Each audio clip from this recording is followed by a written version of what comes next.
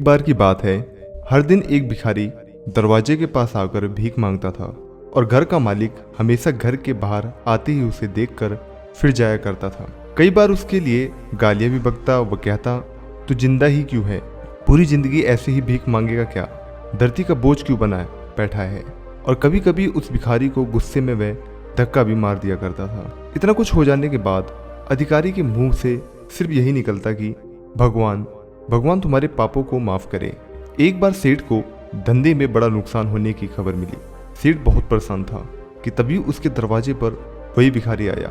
गुस्से में अपना आपा खोते हुए सेठ ने उस भिखारी को पत्थर से मारा।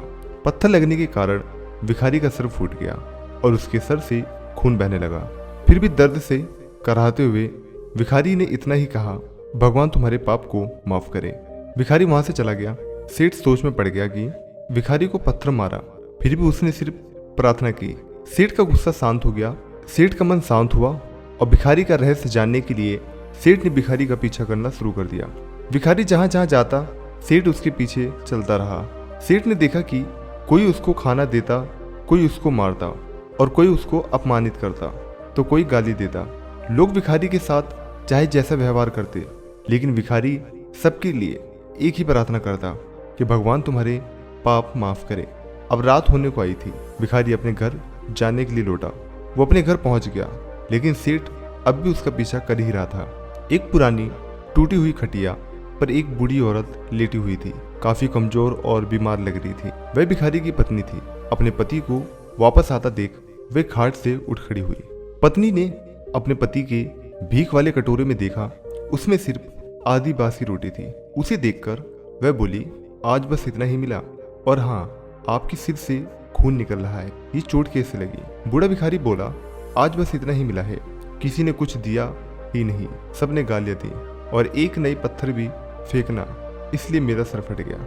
एक गहरी ठंडी सांस लेकर बूढ़ा भिखारी फिर से बोला, ये मेरे पापों का फल है। तुम्हें याद है कुछ साल पहले हम कितने अमीर थे, क्या कुछ नहीं था हमारे पास हर चीज जरूरत से ज्यादा थी, लेकिन हमने कभी दान नहीं किया। और उससे भी बुरा हमने उस अंधे भिखारी के साथ किया जो हमारे द्वार पर भीख मांगने आया करता था। बूढ़ी पत्नी की आंखों में आंसू आ गए। वह बोली, हाँ, हम उस बेचारे अंधे के साथ बहुत बुरा करते थे, उसका अपमान करते थे, उसे खाने के लिए रोटी की जगह कागज दिया करते थे, उसका मजाक उड़ाया करते और कभी कभी उसे मारा भी करते थे। मैंने कभी उसको रास्ता नहीं दिखाया। एक बार मैंने उसके मुंह पर मिट्टी भी फेंकी थी और वह हमेशा दुखी होकर यही कहता था कि भगवान तुम्हारे किए की सजा देगा, भगवान तुम्हारे पापों की सजा जरूर देगा। उसका श्राप सच हुआ और हम इस दुख भरी जिंदगी में आ गए। भिखारी बोला, हाँ, उसका श्राप सच हुआ, इसलिए मैं किसी को बद्दुआ नहीं देता, चाहे कोई मेरे साथ कैसा भी बर्ताव करे। मैं हमेशा उसके लिए प्रार्थना करता हूँ। मैं नहीं चाहता कि कोई भी हमारे जैसे जिंदगी का अनुभव करे, किसी को भी हमारे जैसे दुखों का सामना करना पड़े।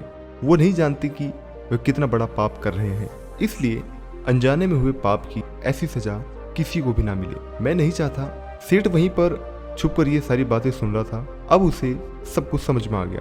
भिखारी और उसकी पत्नी ने वह आधी रोटी मिल बांट कर खाई और भगवान को धन्यवाद बोलकर सो गए। अगले दिन भिखारी फिर से भीख मांगने गया। सेठ के घर के पास जाते ही सेठ ने पहले उसे गर्म रोटी या उसके लिए पहले से निकाल दी थी। उसे देते हुए सेठ प्यार से बोला, माफ कर दीजिए बाबा जी, उसे बहुत बड़ी गलती हो गई है। बूढ़ा भिखारी बोला, भगवान तेरा भला करे। इतना कहकर वह आगे निकल गया। दोस्तों, इस कहानी से हमें सीख यह मिलती है कि वह बहुत ही सिंपल है कि आदमी चाहे किसी के बारे में बुरा कहे या भला करे, लेकिन भगवान सिर्फ कर्म के हिसाब से उसको फल देता है। क्या हुआ अगर भगवान नहीं दिखता तो? लेकिन यह बात बिल्कुल सच है, उसके खाते में सबका हिसाब बहुत बहुत पक्का होता है। इसलिए जब किसी के लिए कुछ भी करो तो अच्छा ही करो।